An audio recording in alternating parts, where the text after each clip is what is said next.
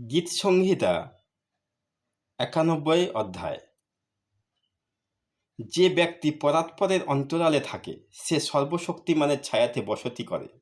আমি সদাপ্রভুর বিষয়ে বলিব, তিনি আমার আশ্রয়, আমার দুর্গ, আমার ঈশ্বর, আমি তাহাতে নির্ভর করিব। হ্যাঁ, তিনিই তোমাকে ব্যাধের ফাঁদ হইতে ও সর্বনাশক মারি হইতে রক্ষা করিবেন। তিনি আপন পালকে তোমাকে আবৃত করিবেন, তাহার পক্ষের নিচে তুমি আশ্রয় পাইবে, তাহার সত্য ঢাল ও তনুত্রাণ স্বরূপ। তুমি ভীত হইবে না রাত্রির ত্রাস হইতে, দিবসে উড্ডীয়মান স্বর হইতে, তিমির বিহারী মারি হইতে, মধ্যাহ্নের সাংঘাতিক ব্যাধি হইতে। পড়িবে তোমার পার্শ্বে ১০০০ জন, তোমার দক্ষিণে ১০,০০০ জন, কিন্তু উহা তোমার নিকটে আসিবে না। তুমি কেবল স্বচক্ষে নিরীক্ষণ করিবে, দুষ্টগণের প্রতিফল দেখিবে। হ্যাঁ সদাপ্রভু, তুমিই আমার আশ্রয়।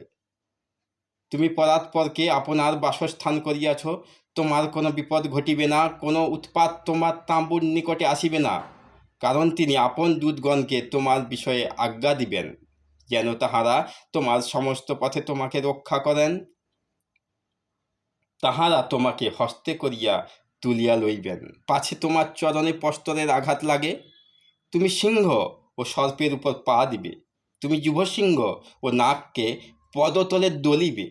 সে আমাতে আসক্ত, তজ্জন্য আমি তাহাকে বাঁচাইব।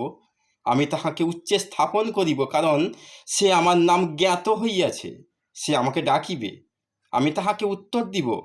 আমি সংকটে তাহার সঙ্গে থাকিব, আমি তাহাকে উদ্ধার করিব, গৌরবান্বিত করিব।